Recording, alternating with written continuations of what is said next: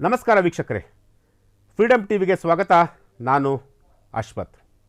ವೀಕ್ಷಕರೇ, ಕಳೆದ 3-4 ದಿನಗಳಿಂದ ಭಾರತ ಕಂಡಂತಹ ಒಬ್ಬ ಶ್ರೇಷ್ಠ ಸಂಗೀತಗಾರ ಎ.ಆರ್. ರೆಹಮಾನ್ ಅವರ ಸುದ್ದಿ. ಕಳೆದ 1 ವಾರದಿಂದಲೂ ಕೂಡ ಎ.ಆರ್. ರೆಹಮಾನ್ ಅವರ ಸುದ್ದಿ ಸೋಷಿಯಲ್ ಮೀಡಿಯಾದಲ್ಲಿ ಸಾಕಷ್ಟು ಸದ್ದನ್ನು ಕೂಡ ಮಾಡ್ತಿರುವಂತಹದ್ದು. ಯಾಕೆಂತಂದರೆ ಎ.ಆರ್. ರೆಹಮಾನ್ ಅವರು ಯಾವ ರೀತಿ ಸುದ್ದಿ ಆಗಿದ್ದಾರೆ ಅಂತಂತಂದರೆ, ಅವರು ಯಾವುದೋ ಒಂದು ಸಿನಿಮಾಗೆ ಮ್ಯೂಸಿಕ್ ಡೈರೆಕ್ಟ್ ಮಾಡುವಂತಹ ಮೂಲಕ ಅವರು ಸುದ್ದಿಯಾಗಿಲ್ಲ. ಅವರ ಒಂದು ಖಾಸಗಿ ವಿಚಾರಕ್ಕೆ ಈಗ ದೊಡ್ಡ ಮಟ್ಟದಲ್ಲಿ ಈಗ ಸುದ್ದಿಯಾಗಿರುವಂಥದ್ದು. ಹೌದು, ಈಗಾಗಲೇ ಎ.ಆರ್. ರೆಹಮಾನ್ ಆಸ್ಕರ್ ಪ್ರಶಸ್ತಿ ವಿಜೇತರಾಗಿದ್ದರು. ಜೊತೆಗೆ ಖ್ಯಾತ ಮ್ಯೂಸಿಕ್ ಡೈರೆಕ್ಟರ್ ಕೂಡ. ಯಾಕೆಂತಂದರೆ ಅವರು ಸಾಕಷ್ಟು ಸೂಪರ್ ಡೂಪರ್ ಹಿಟ್ ಸಿನಿಮಾಗಳನ್ನು ಕೊಟ್ಟಂತಹ ಒಬ್ಬ ಸಂಗೀತ ನಿರ್ದೇಶಕ. ಇಂತಹ ನಿರ್ದೇಶಕನ ಬಾಳಲ್ಲಿ ಇವತ್ತು ಒಂದಷ್ಟು ಬಿರುಗಾಳಿ ಎದ್ದಿದೆ ಅಂದರೂ ಕೂಡ ತಪ್ಪಾಗಲಿಕ್ಕಿಲ್ಲ. ಅದು ಯಾರೂ ಕೂಡ ಈ ರೀತಿಯಾದಂತಹ ಒಂದು ವಾತಾವರಣ ಅವರ ಒಂದು ಕುಟುಂಬದಲ್ಲಿ ಆಗುತ್ತೆ ಅಂತೇಳಿ ಯಾರೂ ಕೂಡ ಊಹೆ ಮಾಡಲಿಕ್ಕೂ ಕೂಡ ಸಾಧ್ಯ ಇರಲಿಲ್ಲ. ಸೊ ಆ ರೀತಿಯಾದಂತಹ ಒಂದು ವಾತಾವರಣ ಈಗ ಎ.ಆರ್. ರೆಹಮಾನ್ ಅವರ ಬಾಳಲ್ಲಿ ಈಗ ನಡೆದಿರುವಂತಹದ್ದು. ಅಂದರೆ ಎ.ಆರ್. ರೆಹಮಾನ್ ಅವರು ಕೇವಲ ಸಿನಿಮಾದಲ್ಲಿ ಯಾವ ರೀತಿಯಾಗಿ ಅವರು ತನ್ನದೇ ಆದಂತಹ ಒಂದು ವರ್ಚಸ್ಸನ್ನು ಕ್ರಿಯೇಟ್ ಮಾಡ್ಕೊಂಡಿದ್ರು, ಹಾಗೆ ತಮ್ಮ ಪರ್ಸ್ನಲ್ ಲೈಫಲ್ಲೂ ಕೂಡ ಅವರು ತಮ್ಮದೇ ಆದಂತಹ ಒಂದು ವರ್ಚಸ್ಸನ್ನು ಇಟ್ಕೊಂಡಂತಹ ಒಬ್ಬ ವ್ಯಕ್ತಿ. ಸೊ ಅಂತಹ ವ್ಯಕ್ತಿಯ ಬಾಳಲ್ಲಿ ಇವತ್ತು ಕಂಪ್ಲೀಟಾಗಿ ಬಿರುಗಾಳಿ ಎದ್ದಿದೆ ಅಂದರೂ ಕೂಡ ತಪ್ಪಾಲಿಕ್ಕಿಲ್ಲ. ಅಂದರೆ ಅವರ ಒಂದು ದಾಂಪತ್ಯ ಜೀವನ ಏನಿದೆಯಲ್ಲ, ಆ ಒಂದು ದಾಂಪತ್ಯ ಜೀವನ ಮುರಿದು ಹೋಗುವಂತಹ ಒಂದು ಪರಿಸ್ಥಿತಿ ಈಗ ನಿರ್ಮಾಣವಾಗಿದೆ. ಯಾಕೆಂತಂದರೆ 29 ವರ್ಷಗಳ ಕಾಲ ಏನು ಅವರು ಒಂದು ದಾಂಪತ್ಯ ಜೀವನಕ್ಕೆ ತಿಲಾಂಜಲಿ ಆಡುವಂತಹ ಒಂದು ಕೆಲಸಕ್ಕೆ ಈಗ ಎ.ಆರ್. ರೆಹಮಾನ್ ಅವರು ಈಗ ಬಂದಿರುವಂಥದ್ದು. ಅಂದರೆ 29 ವರ್ಷಗಳ ಹಿಂದೆ ಸೈರಾ ಬಾನು ಅಂತೇಳಿ ಅವರು ವಿವಾಹವಾಗ್ತಾರೆ. ಅವರಿಗೆ 3 ಮುದ್ದಾದ ಮಕ್ಕಳು ಕೂಡ ಇದ್ದಾರೆ. ಅಂದರೆ ಈಗಾಗಲೇ ಆ ಮಕ್ಕಳ ಹೆಸರನ್ನು ಕೂಡ ನಾನು ರಿವೀಲ್ ಮಾಡ್ತೀನಿ. ಖತೀಜಾ, ರಹೀಮಾ ಹಾಗೂ ಅಮಿನ್ ರೆಹಮಾನ್ ಅಂತೇಳಿ 3 ಜನ ಮುದ್ದಾದ ಮಕ್ಕಳು ಕೂಡ ಇದ್ದಾರೆ. ಸೊ ಇಂತಹ ಒಂದು ಮುದ್ದಾದ ಕುಟುಂಬದಲ್ಲಿ ಈಗ ಬಿರುಗಾಳಿ ಎದ್ದಿರುವಂಥದ್ದು. ಯಾಕೆಂತಂದರೆ ಈ ರೀತಿಯಾದಂತಹ ಒಂದು ವಾತಾವರಣ ಆಗುತ್ತೆ ಅಂತೇಳಿ ಯಾರೂ ಕೂಡ ನಿರೀಕ್ಷೆ ಮಾಡಿರಲಿಲ್ಲ.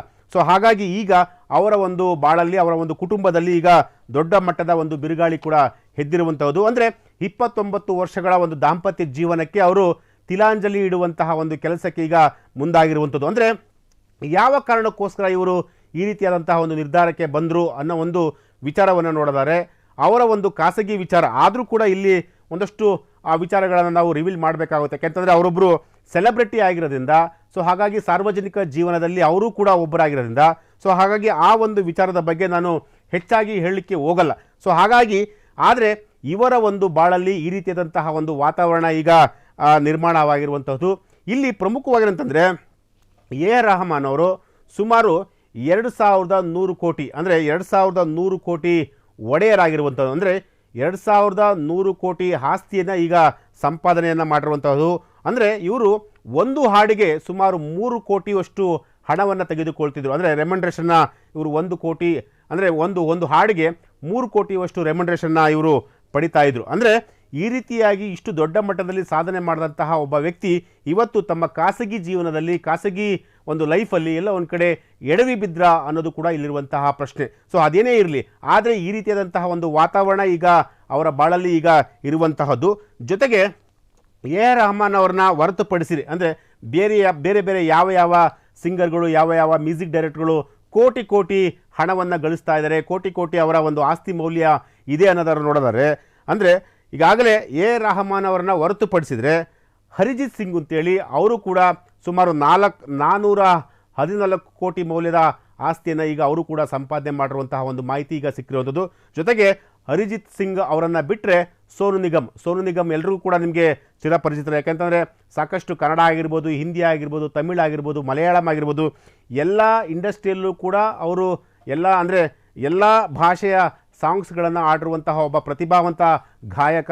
ಸೊ ಅವರು ಕೂಡ ಸುಮಾರು 400 ಕೋಟಿ ಮೌಲ್ಯವಷ್ಟು ಆಸ್ತಿಯನ್ನು ಈಗ ಸಂಪಾದನೆ ಮಾಡಿರುವಂಥದ್ದು. ಅಂದರೆ ಈ ವಿಚಾರವನ್ನು ನಾನು ಯಾಕೆ ರಿವೀಲ್ ಮಾಡಿದೆ ಅಂತಂತಂದರೆ, ಕೇವಲ ಎ.ಆರ್. ರೆಹಮಾನ್ ಅಲ್ಲ, ಅವರನ್ನು ಹೊರತುಪಡಿಸಿ ಇವರು ಕೂಡ ಒಂದಷ್ಟು ಕೋಟಿ ಆಸ್ತಿಯನ್ನು ಕೂಡ ಸಂಪಾದನೆ ಮಾಡಿದ್ದಾರೆ ಅನ್ನೋ ಒಂದು ಮಾಹಿತಿ ಈಗ ನಿಮಗೆ ನಾನು ಹೇಳೋದಕ್ಕೆ ಬಯಸ್ತೀನಿ. ಜೊತೆಗೆ ಅಂತಂತಂದರೆ ಈಗ ಮತ್ತೆ ನಾನು ಎ.ಆರ್. ರೆಹಮಾನ್ ಅವರ ವಿಚಾರಕ್ಕೆ ಬರೋದಾದರೆ, ಈಗಾಗಲೇ ಏನು 2100 ಕೋಟಿಯಷ್ಟು ಆಸ್ತಿ ಏನಿದೆಯೋ ಆ ಒಂದು ಆಸ್ತಿಯಲ್ಲಿ ಒಂದು ವೇಳೆ ಅವರು ವಿಚ್ಛೇದನವನ್ನು ಅವರ ಪತ್ನಿ ಪಡೆದುಕೊಂಡ್ರೆ, ಅಂದರೆ ಸೈರಾ ಬಾನು ಅವರು ಏನು ಅವರಿಂದ ವಿಚ್ಛೇದನವನ್ನು ಪಡೆದುಕೊಂಡ್ರೆ ಅವರಿಗೆ ಎಷ್ಟು ಪ್ರಮಾಣದ ಆಸ್ತಿಯನ್ನು ಕೊಡಬೇಕಾಗುತ್ತೆ ಅನ್ನೋದು ಕೂಡ ನಾವು ನೋಡೋದಾದರೆ, ಅಂದರೆ ಈಗ 2100 ಕೋಟಿ ಅವರ ಆ ಒಂದು ಆಸ್ತಿಯಲ್ಲಿ, ಒಟ್ಟು ಆಸ್ತಿಯಲ್ಲಿ ಸುಮಾರು 1:3 ಅಥವಾ 1:5 ಇಷ್ಟು ಪ್ರಮಾಣದ ಆಸ್ತಿಯನ್ನು ಸೈರಾ ಬಾನು ಅವರಿಗೆ ಎ ರೆಹಮಾನ್ ಅವರು ಕೊಡಬೇಕಾಗುತ್ತೆ.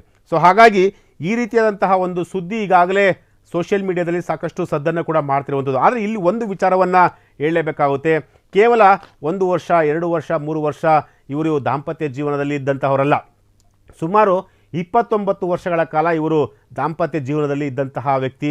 ಸೊ ಹಾಗಾಗಿ ಈ ರೀತಿಯಾದಂತಹ ಒಂದು ವಾತಾವರಣ ಅವರ ಲೈಫಲ್ಲಿ ಬಂದಿದೆ ಅಂತಂದರೆ ಎಲ್ಲೋ ಒಂದು ಕಡೆ ಕೂತು ಆ ಒಂದು ಸಮಸ್ಯೆಯನ್ನು ಬಗೆಹರಿಸಿಕೊಂಡ್ರೆ ಉತ್ತಮ ಅಂತ ಅನ್ಬೋದು. ಯಾಕೆಂತಂದರೆ ಅವರೇ ಒಂದು 4 ಜನರಿಗೆ ಹೇಳುವಂತಹ ಒಬ್ಬ ವ್ಯಕ್ತಿ. ಸೊ ಇವತ್ತು ಆ ರೀತಿಯಾದಂತಹ ಒಂದು ವಾತಾವರಣ ಅವರ ಕುಟುಂಬದಲ್ಲಿ ಆಗಿದೆ ಅಂತಂತಂದರೆ ಅದು ಎಲ್ಲ ಒಂದು ಕಡೆ ಅದು ಪ್ರತಿಯೊಬ್ಬರು ಕೂಡ ಅದೊಂಥರ ನೋವುಂಟು ಮಾಡುವಂತಹ ಒಂದು ವಾತಾವರಣ ಅಂದರೂ ಕೂಡ ತಪ್ಪಾಲಿಕ್ಕಿಲ್ಲ. ಸೊ ಹಾಗಾಗಿ ಈ ರೀತಿಯಾದಂತಹ ಒಂದು ವಾತಾವರಣ ಎ ರೆಹಮಾನ್ ಅವರ ಕುಟುಂಬದಲ್ಲಿ ಆಗಿರುವಂಥದ್ದು. ಸೊ ಹಾಗಾಗಿ ಎ ರೆಹಮಾನ್ ಅವರು ಇಂತಹ ಒಂದು ವಿಚಾರಗಳಲ್ಲಿ ತುಂಬ ಸೂಕ್ಷ್ಮವಾಗಿ ಹೆಜ್ಜೆ ಇಡಬೇಕಾಗುತ್ತೆ ಅಂತ ಹೇಳ್ತಾ ಇದು ಇವತ್ತಿನ ವಿಚಾರವಾಗಿತ್ತು. ನಾಳೆ ಮತ್ತೊಂದು ವಿಚಾರದೊಂದಿಗೆ ನಾನು ನಿಮ್ಮನ್ನು ಭೇಟಿಯಾಗ್ತೀನಿ. ಅಲ್ಲಿವರೆಗೂ ನೋಡ್ತಾ ಇರಿ ಫ್ರೀಡಮ್ ಟಿವಿ ನ್ಯೂಸ್. ಕ್ಷಣ ಕ್ಷಣದ ಸುದ್ದಿಗಳಿಗಾಗಿ ಫ್ರೀಡಮ್ ಟಿವಿ ಸಬ್ಸ್ಕ್ರೈಬ್ ಮಾಡಿ, ಲೈಕ್ ಮಾಡಿ ಹಾಗೂ ಫಾಲೋ ಮಾಡಿ. ಹೊಸ ಸುದ್ದಿಗಳ ನೋಟಿಫಿಕೇಶನ್ಗಾಗಿ ಬೆಲ್ ಐಕಾನ್ ಮೇಲೆ ಕ್ಲಿಕ್ ಮಾಡಿ.